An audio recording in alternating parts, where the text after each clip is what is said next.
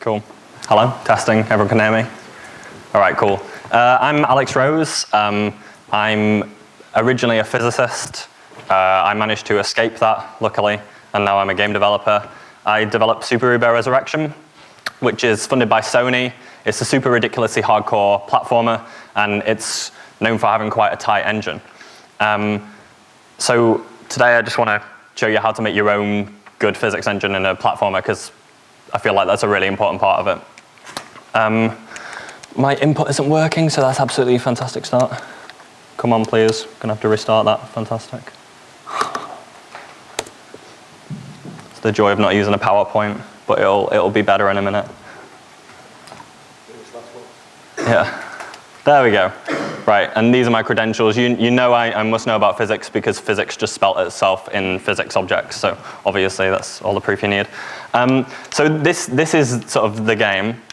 The point of the game is every time you die, you leave a permanent corpse behind, and you can jump on them and use them to get ahead, like that, so I can't die twice in the same place.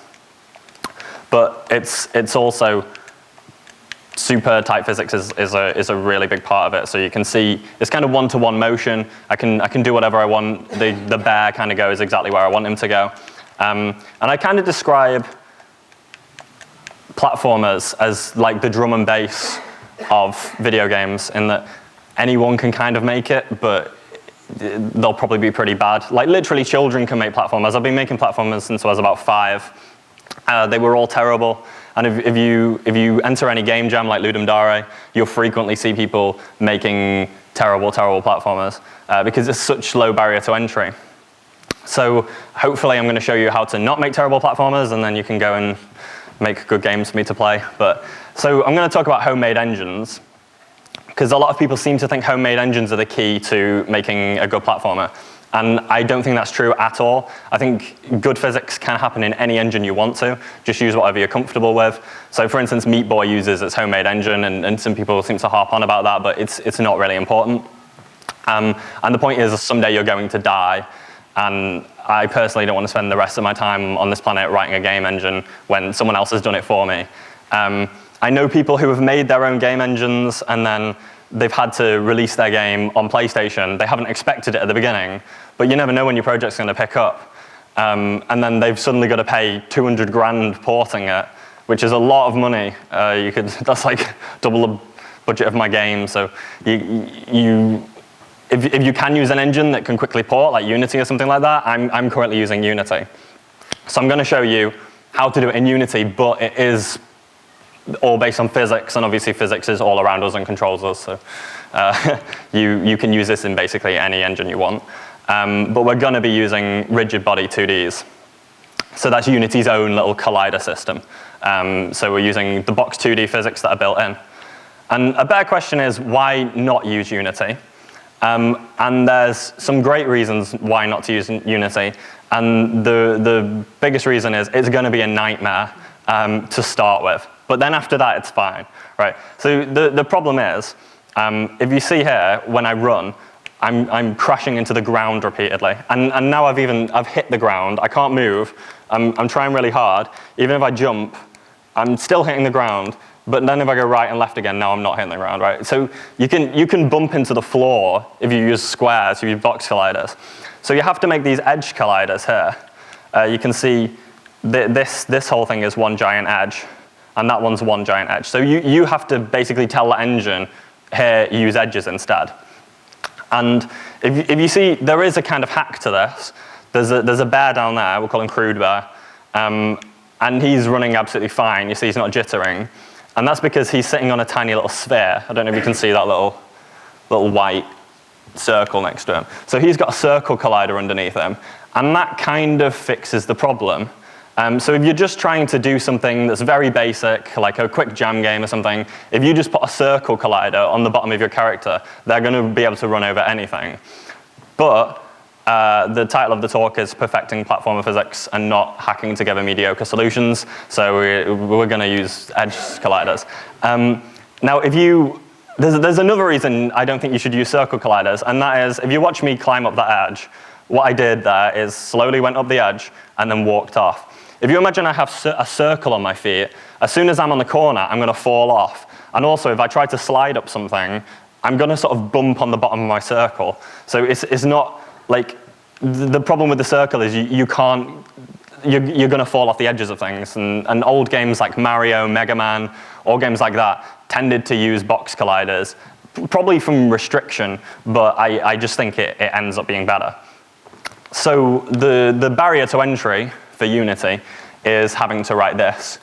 This is my Edge Collider code. Feel free to steal it and take notes. There's going to be a short quiz on it afterwards. But if you slow it down, you might be able to steal some of it. You wouldn't want to steal it. My code's terrible. Anyone who knows me can tell you that. But it's functional, though. So once we get it, yeah, finally, right. So that's your, if you're releasing a commercial game, you're probably going to want to write some version of that. So this may be a nightmare for you. But if you don't care about that and you just want to use the circles, that's fine, use circles. But yeah, so originally this game came out, it was made in a 72-hour game jam, and this was briefly after Unity 2D had launched. So Unity was traditionally a 3D engine. I believe in the start it had a bit of 2D support, but then it went away, but then it had just come back.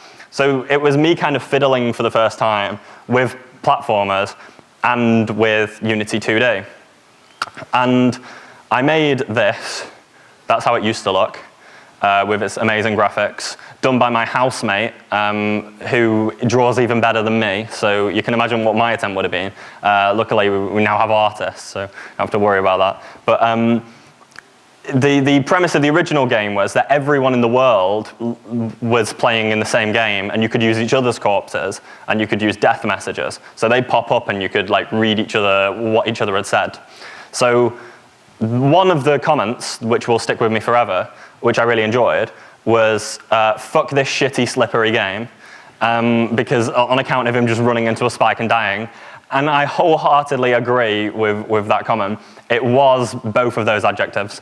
And so but the problem, the good thing was, the engine I used then is almost identical to the engine I'm still using now. It's just the variables had been tweaked differently. So if you see here, I later built a little slider, so you can see all my different constants here, and then I slid them. And you can actually do that right in the editor, but I built a GUI thing because I didn't know that and I'm stupid. But now, so you should really like come up with your system and then tweak the variables, because that's the most important thing you can do. Like up there, I'm on preset 16. It took me 16 tries to get this right, but now it's right. So these are the variables we're going to look at. Sorry for anyone colorblind, but the yellow ones, which I guarantee you are those ones, right? These three here, those are attached to your rigid body. I would personally recommend you don't use their drag. It's a foolish mistake I made at the bottom and cannot rectify now, because the drag is modified in between other things, so I can't change it to my own drag now, or it'd entirely change the game. But I'll explain why later, and it's to do with moving platforms, and moving platforms are the worst. But anyway, these three, speed mod, base jump strength, and jump strength, I believe should be in every platformer ever. The next two down, wall jump, Whore, the unfortunately named wall jump Whore, and wall jump Ver, and these two grace things, these are kind of optional. You can put them in your game if you want them. Some games you don't want them. And then the next six, these red ones, these are things that are entirely controlled. You don't set them yourself. These are controlled by the player's actions and by the game engine, and so on. So, oh, and also, I used to be really bad at code, so you notice jump grace is in all caps. These are in lowercase. That one's camel case, so sorry about that. Sorry, not sorry.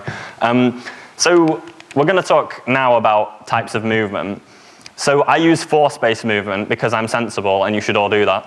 I'm completely, there's no wrong way to do it, but velocity is the wrong way to do it. Here's the reason. If I add a force to my character like this, you see that nice smooth motion, right? He kind of just runs, he can skid. If you move a little, then he'll come to a slow stop.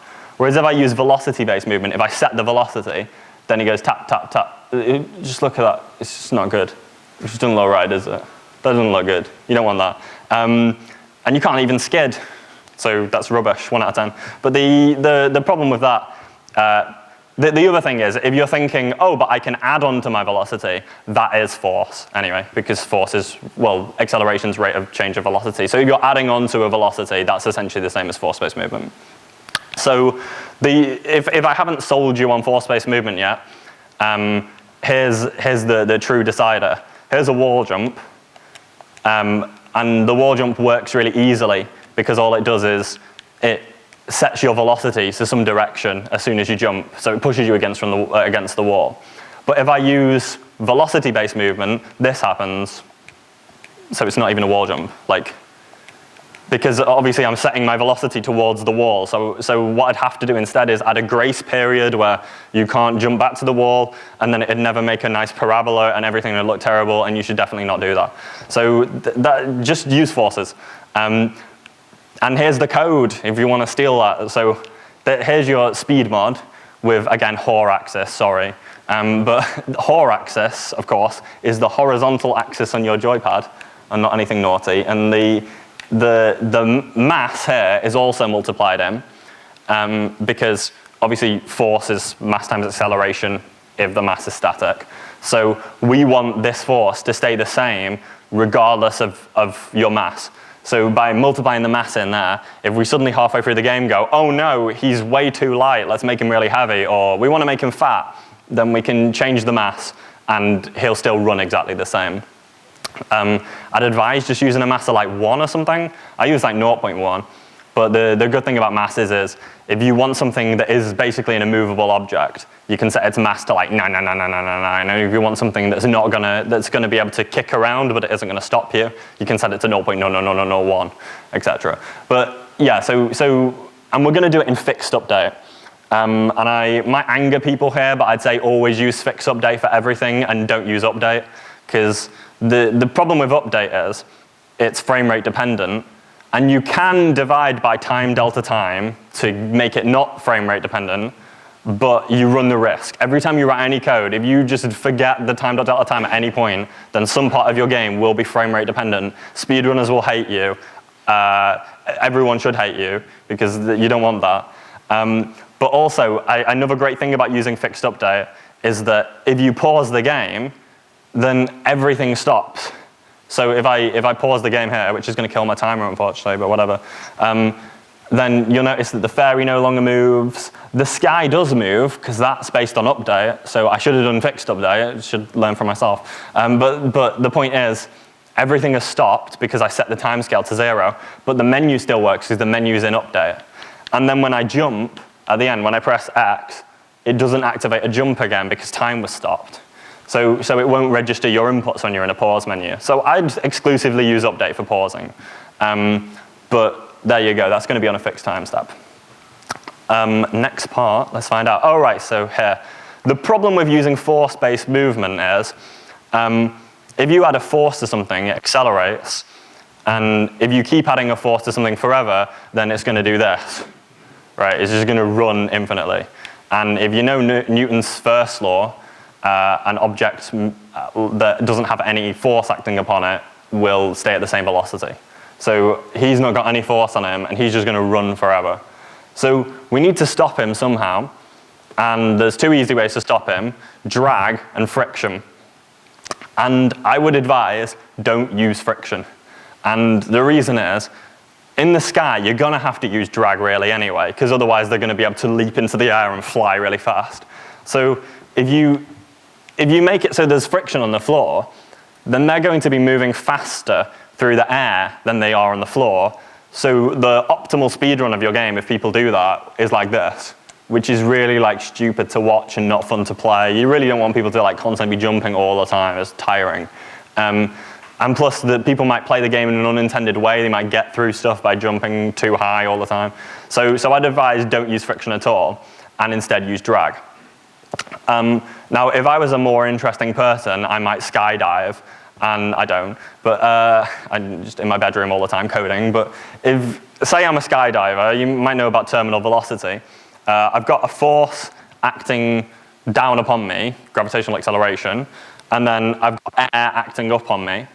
And then once I reach a fast enough velocity, the air resistance is proportional to the velocity. So eventually this force down will be equal by the force up, and then I can't go any faster. And that's called terminal velocity. Like if you jump out of a plane, you will reach a max speed. So if you're like a squirrel or something and you jump out of a plane, you're not going to die because you got your terminal velocities. I don't know if that's actually true. Like I don't know if a squirrel's terminal velocity is okay or whether they just don't jump that high. But like if you have a parachute, you're not going to die, right? Because your terminal velocity isn't going to kill you. But the point is, Rude Bear is basically falling through the sky sideways all the time because the air is so thick that he's wading through it like jelly or whatever. And that's the reason he doesn't accelerate forever like that one down there. But the problem with that is, if your drag is super, super high, then this is going to happen. Gravity isn't really going to act very well. And if I eventually get to the floor, then also I jump really high. So you want to do that, and what you're doing there is you're setting gravity to like 20 times Earth's gravity because it's a game, whatever. Yeah, that's fine. So now we have a character who can run around, he can fall off things, and that feels fine. But he can't jump yet. I mean, he can, but like you've not made him jump yet. So we're going to talk about what's the criteria for jumping in the first place. And I call it grounding, which obviously not the electrical kind, but if you touch the floor, you're grounded. So we want to determine what you need to do to jump in the first place. So up here, to check whether you're grounded, you need to collide with something. So this is in Unity specifically, how you're going to detect your collision, because we're just going real basic here. So this is a collision. Rude Bear has landed on this snow thing. So if I do that, I've collided. You can see the smoke puff up. That means there's a collision. But only here, apparently, and not on the ground. That's a weird glitch.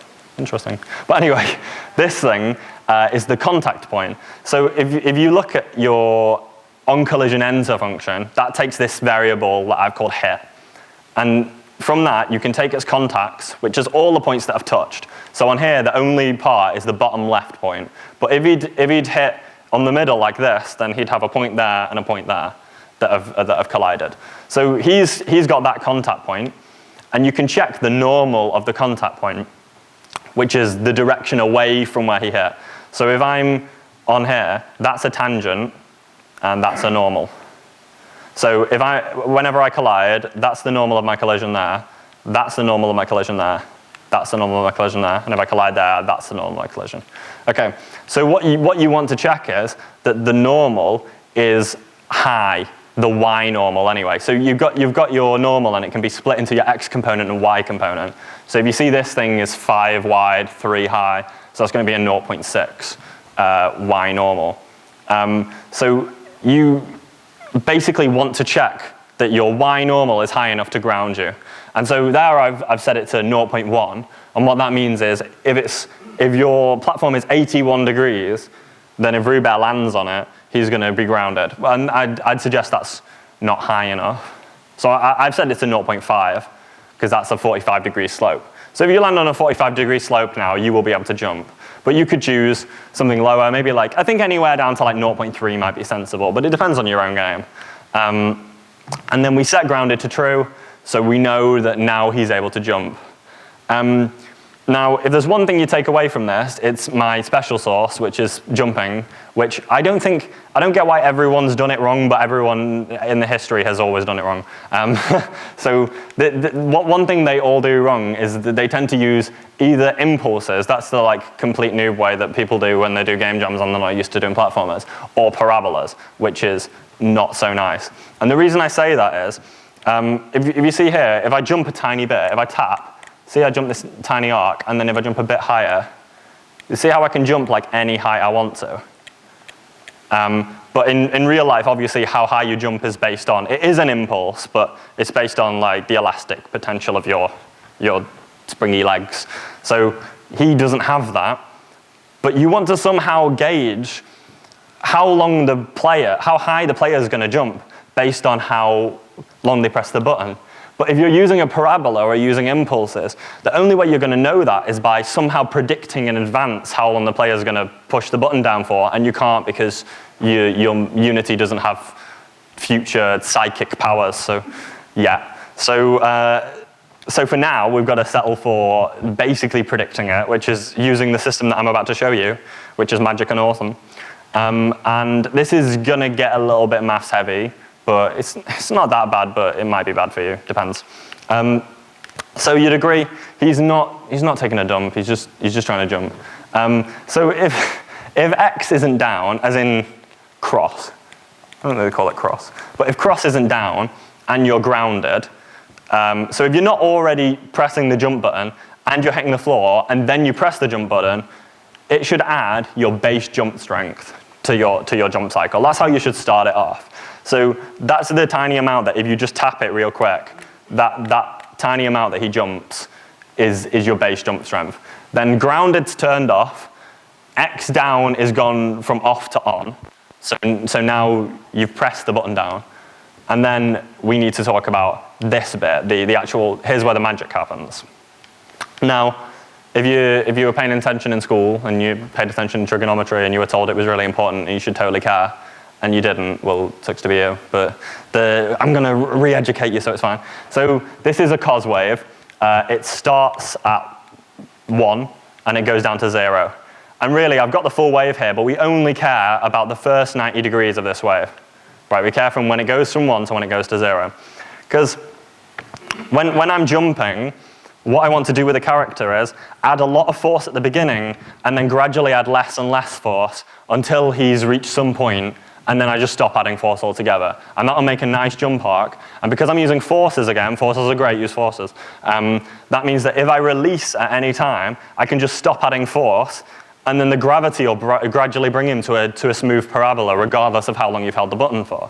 And you don't need to add force anymore. So how we do that is, every time you jump, you set some variable jump boost to 0, and then every frame you add 1 to it, as long as they're still holding down the button. Okay, and then that omega or W, that's just some angular velocity. You choose that value yourself, but that controls how quickly you go along the X distance. So you see here, if I go back around here, I start here and I gradually, the wave, as I move right, the wave goes down. Okay, so this W value will determine how fast you go along that wave. But if this value, the cos of that, ever goes below 0, i.e. if we ever go below this line, we no longer want to add the force because it's going to be pushing you down. And if you hold down, it should always be pushing you up, if anything at all. So then it'll tell you your apex is reached, and so the jump will stop. So this only happens if you haven't reached your apex already. And then your velocity, you add on your jump strength times this value every time, and then that's a force, because as I said before, if you add a force, if you add a velocity, that's a force. So that's probably the most complicated thing I'm going to go over, but that's going to do some magic that's going to make your game feel a lot better. So now we're going to talk about wall jumping. Wall jumping works similarly to grounding. So you basically, if you're sliding off a wall, then you're going to be able to jump off it. And so to detect that, we simply look at the normals and check the X this time instead of the Y. But this time, you can jump from this side or from this side. So if it's this side, you're going to get a normal of 1 if it's a straight wall. And if it's this side, you're going to get a normal of -1. Okay? So we can store that value and then use that to make wall jumps. But if at any point you leave the wall, so if I come off and then fall off, you shouldn't be able to wall jump anymore. So we're going to set the value to 0 at that point. So then at this point, all we have to do, this is much simpler than normal jumping, is as soon as we jump, we set that velocity, like the player's velocity, to their current X value plus the horizontal, this variable we've already determined that you're just going to come up with in advance, times wall jump ready, and wall jump ready shows if they're going left or right. So that's going to push them in the right direction. And then the other thing I advise is, obviously if you're sliding down a wall and then you hop off, you don't want to go the same speed as if you're sliding up a wall and then hop off. Like, you want to have it reflect your previous velocity a bit, but I find that if you use the entire Y velocity you had before, it's going to make too much of an impact. So I personally just divide that by 2 and then add on your vertical velocity. And then you can just put them on the standard jump arc. You can just treat it like a regular jump after that. You just give an initial boost. So that leaves you with sort of, there's kind of extra tricks now. That's like the basis of a character controller there. You've got a character that runs, jumps, falls nicely, is able to wall jump even.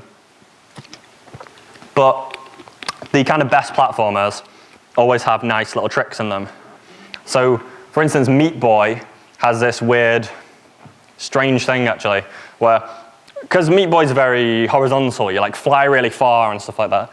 But if you're flying a Meat Boy and you pull back on the stick, you kind of go, and you convert all your horizontal velocity into vertical, and you can kind of like swerve up. And it's very strange, but it's cool and plays well. So I haven't done that because obviously that'd be a total rip. But what I have done is done this sliding. So if you see that I'm currently jumping about halfway up that second block, if I run at the wall and then jump at it, such an idiot, then I can get all the way up to the top of the second block, not just halfway. I can get all the way to the top. So all I do there is, as soon as I hit the block, I add the velocity I was going at to my vertical velocity, and then I just boost up the wall. And likewise, if you see when I fall through the sky, I fall slower when I'm touching the wall. So when I'm touching the wall, I just multiply my velocity by like 0.8 or something, and then I'll go a bit slower. But there's this other thing that I personally think Meat Boy did that's a strange thing. Like the other thing Meat Boy did that I was talking about is cool and fun. But I think this next one's weird, and I have to deprogram it from everyone who plays my games, because they do this thing where, say there's a saw blade here and a saw blade here, they'll jump between the walls because they expect to have to. Whereas I think the problem is, it was either a design choice because he's made of meat, but Meat Boy sticks to walls, and that might have been like completely part of the design of Meat Boy. They might have just chosen to do that. But I suspect it might have had to do with a major problem with wall jumping, which is if you have a controller and you have the stick and the button and you press them both at once, you're going to make them click at the same time. And what that really means is the stick has gone and then you press the button. So the stick's already been moving for a while before the button goes down. So if you're trying to wall jump, you're going to press the stick at the same time, and you're actually going to move away from the wall before you even jump. So then the wall jump's not going to work. So I think Meat Boy got around this by making you stick to walls so that you have that time where you're pulling away and then you can jump. What I've done instead is made it so that there's a grace period where you can jump in midair. So I'm not sure if you saw it there, but it's easier if I look at that screen. So you can see I'm kind of jumping in midair. And you can't really tell when you're playing because it's so fast at this speed. But it just means that they have this little extra split second, and it just makes it a lot smoother and easier. But on top of that, you can also do that for moving off the top of things. So you can add a grace period where they can jump off the top of an edge as well. So there's no latency on the screen. So you can see there, like I can run off the edge and jump in midair for a split second.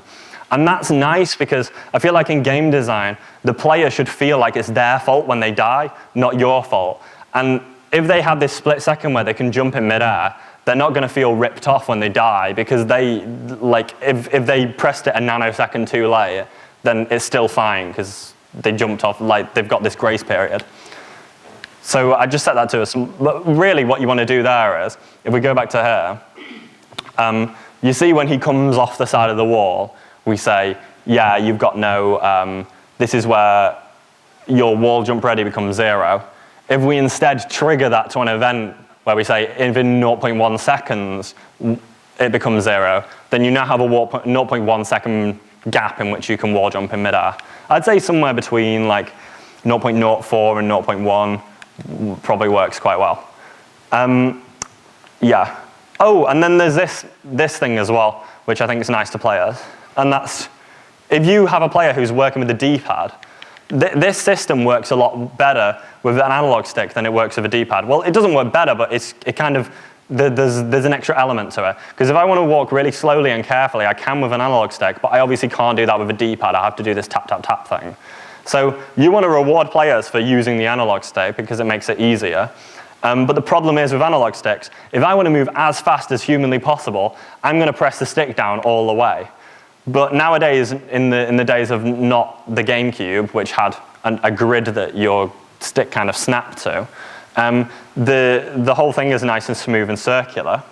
So what that means is, if I try and press it due east, it's not actually going to always be exactly 0 degrees. Like, I'm never going to get that perfectly right, because I'm human and I make mistakes. But this, if you see here, I don't know if you can tell, but that thing is meant to be angled slightly up.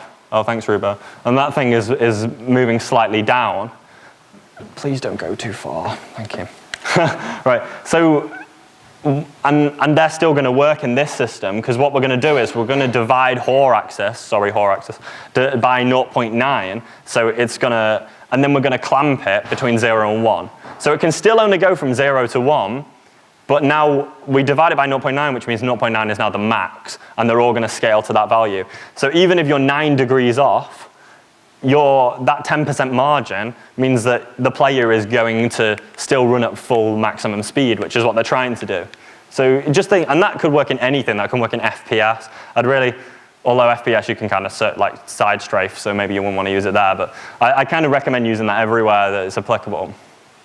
But that brings us to all of those variables. So they're all done now. That's your entire character controller coded. You've got a nice feeling platformer now.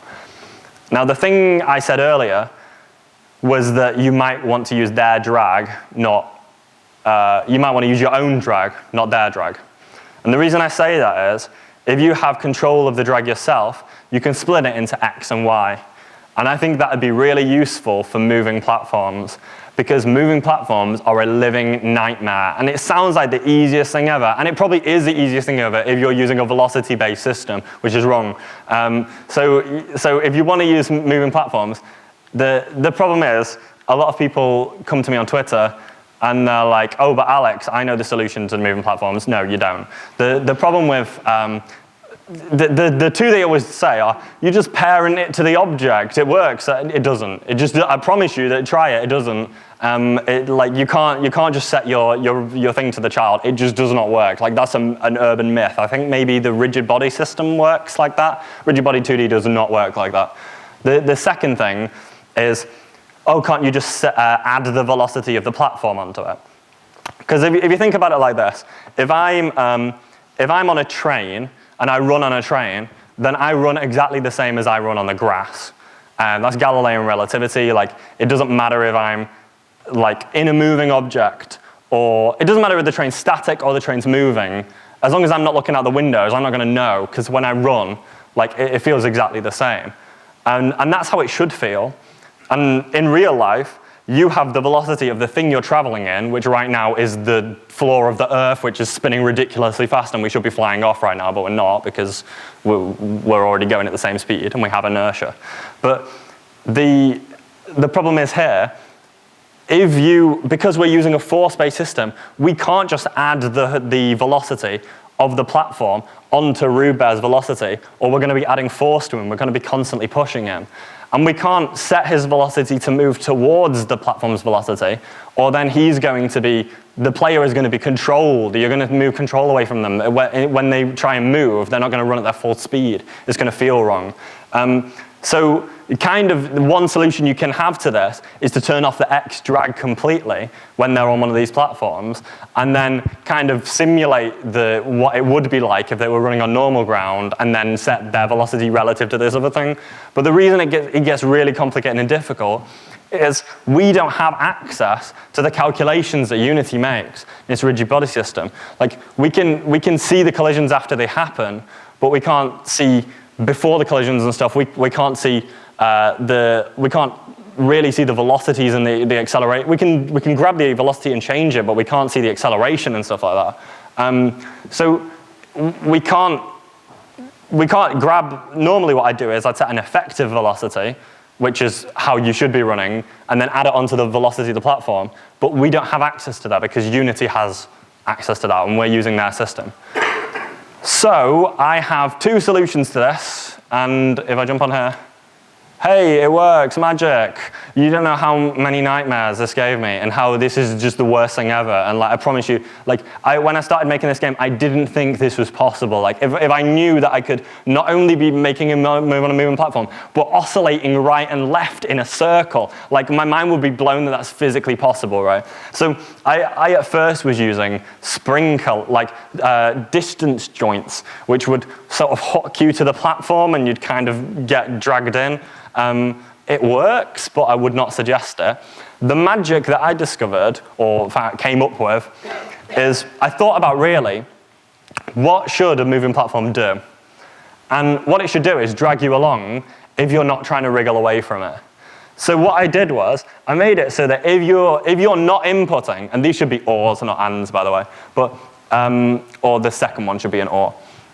If you're not inputting at all, that should mean you're open to the platform carrying you away.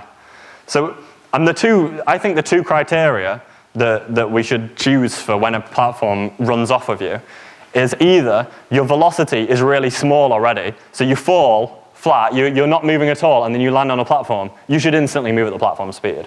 Or you're already moving quite fast, but then the platform catches up with you, and the speed, this distance, the absolute value between its velocity and your velocity, if that's really small, I think it should hook you as well. And that ends up with, if I land on this platform straight down, look, it grabs me, and if I run on the platform and then I happen to be like running at the same velocity of it, it grabs me as well. So to me, that's my hacky solution to it, but it works really well, and it doesn't tend to mess up.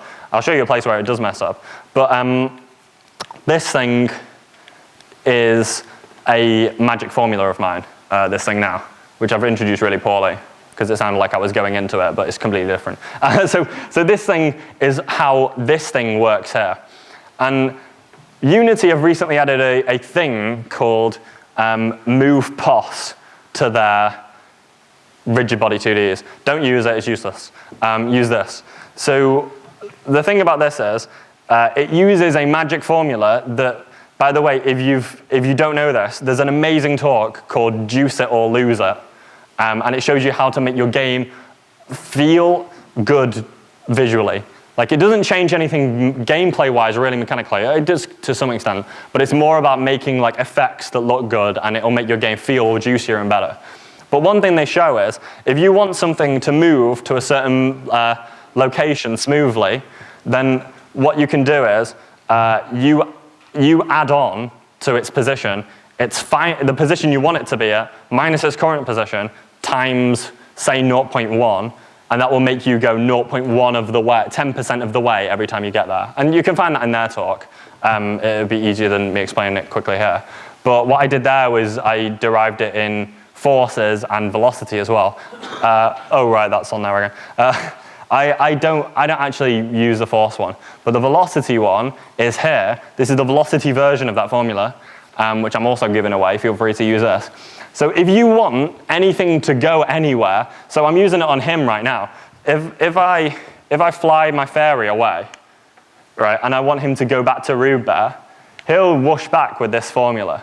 And what he has is the position he wants to be in, which is just oscillating around Rube Bear, minus his current position, times some factor of how fast it'd be. So 1 means instantly, okay, and 0.1 means he gets 10% of the way every time.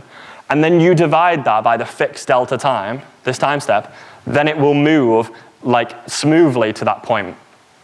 And there is one caveat to that, and that's that floating point maths completely messes this up. Because floating point maths is a nightmare. So what happens is, because there's this tiny error on the end, you've got like 0.00001 or something. If you let that build up, eventually it will become a significant value. So what happens is, if the value is 1, instead of going all the way there, it goes all the way there, but it still has a velocity and overshoots, and then it'll just do this. And it'll eventually get the point. You can get rid of that by adding drag, or multiplying the value by like 0.9 every time, and that won't happen. And then you can just smoothly go in. So the camera does it right now. The reason the camera follows me is it uses that same system. The fairy uses that same system. So they all use that, and this whole system, like these things, this thing has 4 invisible points that's rotating round, but I wanted the blocks to say upright, so they're all using that system as well. This pendulum's using that system, and then this is kind of the big boy. This is using it all built together. I'm probably going to come off this now, because that's the one problem, is when he drops. I've come up with a solution for this now, so keep tuned for that. But yeah, that's essentially like the be-all and end-all. At that point, you can basically do anything, because you really want to. The reason I say do everything based on velocity is collisions still work. So if I move something by its position, I won't collide with it properly. So if you move everything by velocity, nothing will ever mess up. So everything works perfectly. And that's pretty much the gist of it. Not hacking together media solutions. There you go. So yeah, that's how to make a great feeling platformer. I've been Alex Rose. Thanks a lot.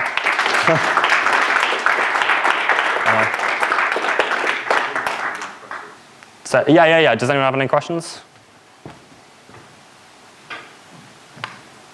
I can actually quickly show one more thing if you want, which is if I just restart. I realized that I missed one special bit of magic, which is this thing. That number up there is your height. This is why I'm saying floating point math's rubbish. If I jump here, see my height's 0. It says 909 at the end. That's 909, that's 909. So my height's 909, right? But if I jump in halfway through the block, now it's 894, even though it's the same height. But I'm still not hitting them, even though it's a lower height than apparently the edge is. If I jump on an edge, it's 909, and that's that high, but I still collide with things. This one's 894. So basically, the whole thing's just made up, and like floating point maths doesn't work, and it's just nonsense. And that's why box colliders don't work, and you have to use edge colliders because it understands them. But yeah, there you go. That's pretty much, you can make your own platformers now. If you watch back a video afterwards, like as well, you can catch all the nuances. But there you go. Enjoy. You've got one question. Go on. Well, it's not so much a question, but thank you very much for putting all of this effort into this. It's the best presentation that I've seen here in the 5 years, so thank you for that. Thanks a lot. Cheers.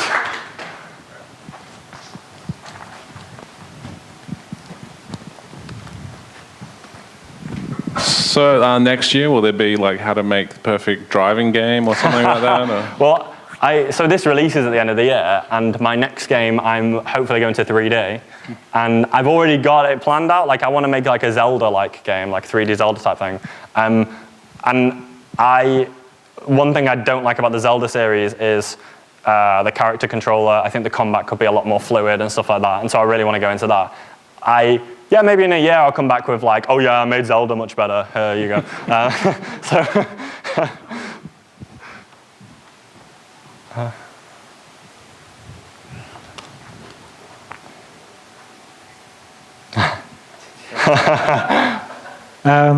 So I wrote a physics engine, and I used parenting, and it was fine.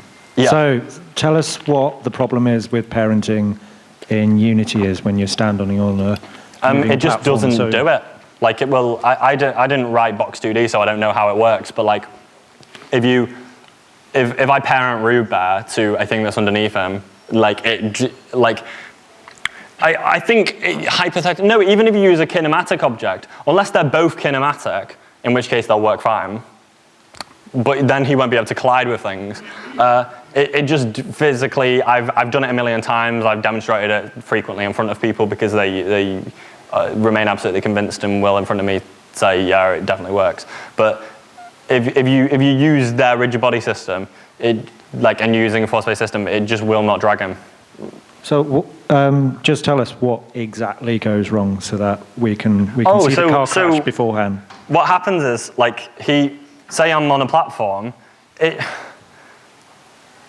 it just goes a bit haywire. It won't move me at the exact right speed because I think the drag calculation goes wrong. So I end up getting knocked off anyway. And then it still considers me on the platform because I end up not leaving the collision properly. And then because it moves it by transform, I think. And so then now even though you're being knocked off the platform, you start getting dragged through the air when you're not on. So it just, yeah, it can cause absolute nightmares. But the system I've shown is like functional. Like you can also use surface effector 2Ds. You can just say if you don't want to code moving to, like, I use that velocity formula to slurp you to the value of the thing you're on.